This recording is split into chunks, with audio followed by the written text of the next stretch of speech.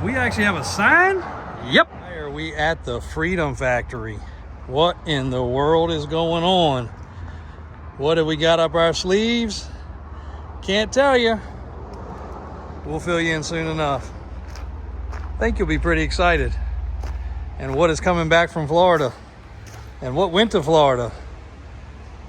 You'll know soon enough. Well, sad day, guys. Sad day, sad news. So, I had really contemplated on that one just staying around. And even to the point of telling AJ, like, hey, if this could have been a museum before, why can't it be in our museum? He's like, Chevy, we're running out of space. Like, I know we're running out of space, but we'll build more space. We can't duplicate this truck. And anybody that saw it, which was very few people, but everybody that saw it was like, man, you could not have described that truck better. And I'm just going to show it one more time because I don't know when it's leaving here. Look at that, guys. It's just, it's crazy to think that a vehicle that is this old still could look that good, inside and out and top to bottom. If we only could wish they all looked that good. If we could only wish we all looked that good with that much age on us. But a vehicle of that age to look that nice still. A 1990 Suburban V1500. Oh well, they're gonna love it. It is on to the next. Did have a couple people that were able to enjoy seeing the 10-door Suburban and Grimace today too. That was fun. Did not get a lot accomplished in the way of what we originally set out to. AJ just said, hey, JW, you know, we really had a lot more plans for today. But parts didn't arrive for a few things. A couple deliveries we were waiting on didn't arrive. We've got a project for a very long-term customer. We'll talk about him tomorrow. I think he's probably bought 40 vehicles. I'll get AJ to confirm because AJ has delivered a fair amount of them. And we've probably lifted and accessorized another 20 plus vehicles for him. I dare say he's knocking on the door of 60 to 70 purchases versus lift kits. He is in the top section of most purchases and lifts for sure. He's coming up on his 60th birthday, so we got some stuff planned for him, and we want you guys to be involved in that. A little surprise. I don't know how you surprise a man that has everything, but we're working on that. We're getting across the street. I'm gonna let y'all check out the sign. Couple more vans, but this is an odd duck right here. That's an Econoline with a hauler bed on the back, commonly known as a Carolina hauler around here, or a poor man's rollback. But that is really cool with the side compartments, slant cut at the back, and aluminum ramps. We'll get back to that in a minute. Well, there she is. 97 original mile Camaro SS. Beautiful freaking car. Look at that. What a freaking beautiful car. Some ways you look at it, it's orange. Some ways you look at it, it's red. But I don't care which way you look at it. It's a 97 mile with the original inspection sticker still on it. Matte finish stripes. It's an absolute time capsule. I just love it. So many people commented it should stay in the showroom and stay with the collection. And, you know, I don't disagree with that, but this car should actually be driven some. You don't have to go out and drive it thousands of miles, but somebody should actually get it and drive it. It's really going to be about the price of a 4,000 or 5,000 mile car. So somebody should actually drive it a little bit. But the nice thing is, it's still brand spanking new. Brand new. We also did get a couple light restoration. An ATC 70, 1985 finished up. Looking really good. 200SX, the brother to the other 200SX over there. Another big red. Another ATC 70, a couple of those little things that finally got wrapped up. And we actually got these drained today, so we can go ahead and finally, been holding off putting these on there because we need to drain them.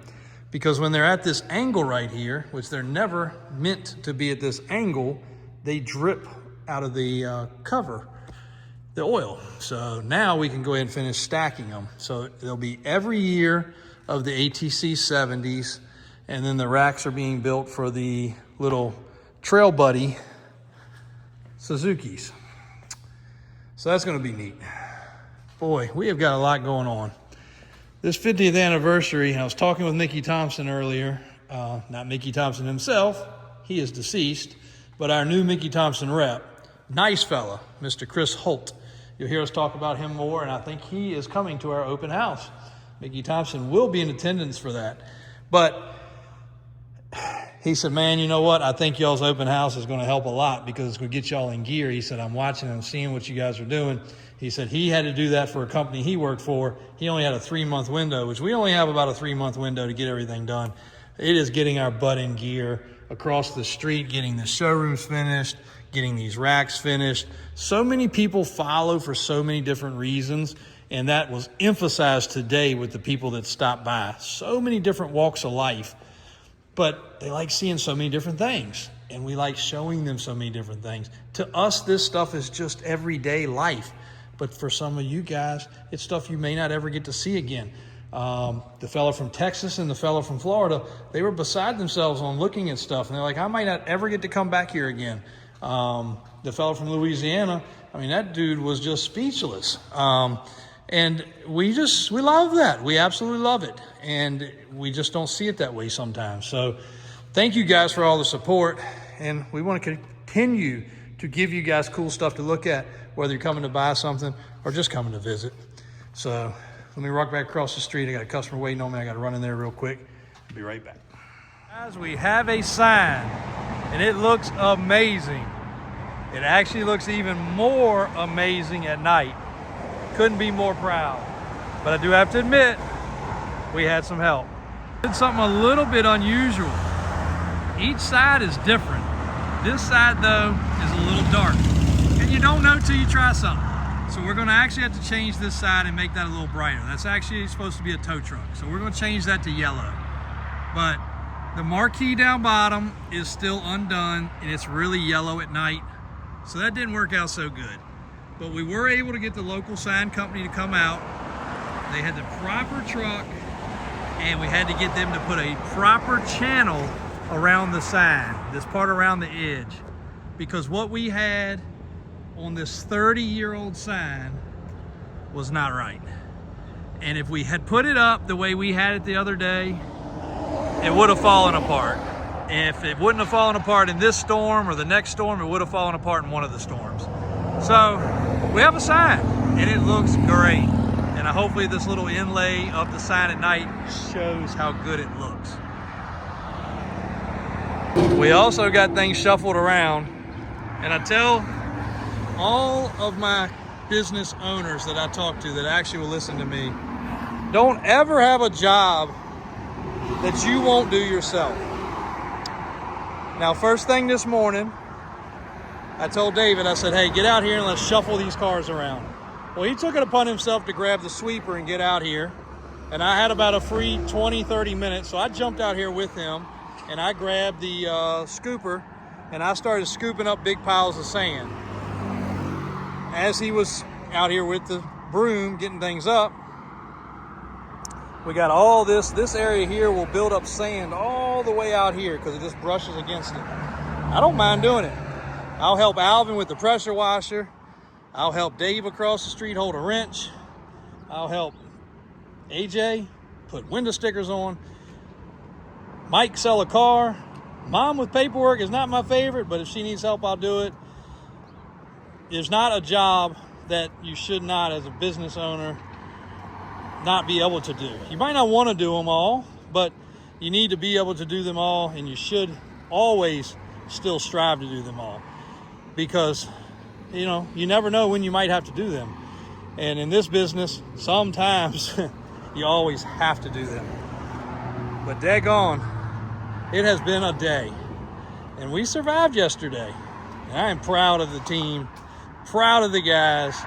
Several square bodies have arrived to their new homes today. West Virginia, Florida, Texas maybe, and one in kind of Western Virginia.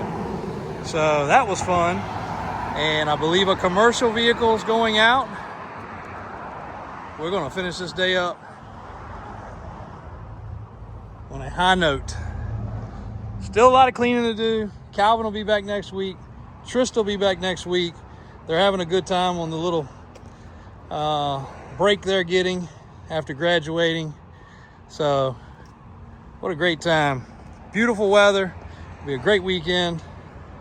Had some customers in today. Not customers, followers of the channel and TikTok.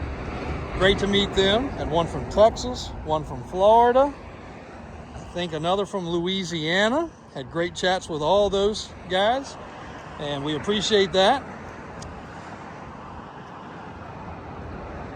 Let's call it a day. We'll see y'all tomorrow. Bonanza looks good cleaned up.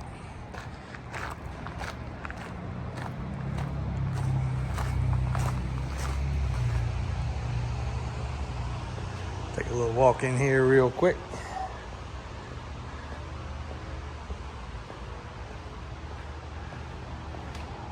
Drove on this floor for the first time, and it did not leave any marks. So I think we are good to go. We can finally start parking on that, and we're going to go with stage 2 on the floors. And my guy kind of had a good idea. He said, since the middle section is kind of like your walk-through door area, maybe you should do a different color. So kind of undecided on that. I don't know if we should or we shouldn't. And then, of course, this is the highest traffic area by far, because it's the door we come in and out of every single day. Of course, we still got the banner flying, getting ready to move that over to the other showroom, but man, that still looks so good hanging up in here. So freaking good. And we had somebody ask about 225 DXs. There's one. There's one. And there's actually a blue one over in the corner.